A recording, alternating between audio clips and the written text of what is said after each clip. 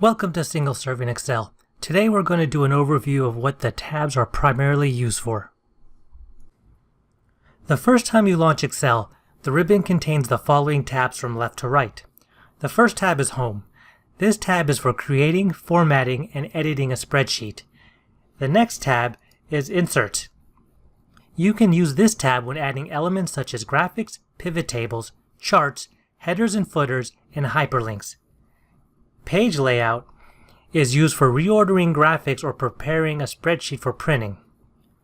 Formulas is used when adding formulas and functions to a spreadsheet or checking for formula errors. The Data tab is used when importing, querying, outlining, and subtotaling data. The Review tab is used when proofing, protecting, and marking up a spreadsheet for reviews by other collaborators. The View tab is used when changing the display of the worksheet and its data. Help is used to get help on Excel from various resources.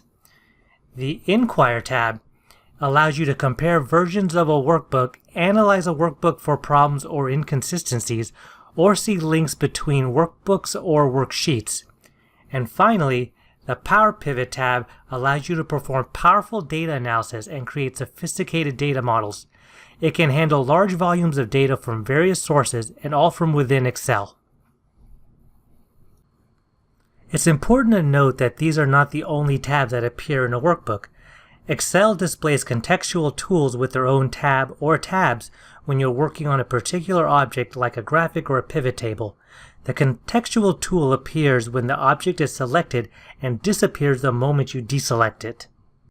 If you have any questions or suggestions for future videos, leave a comment in the section below. Also, like and subscribe and click the bell icon for updates on new videos.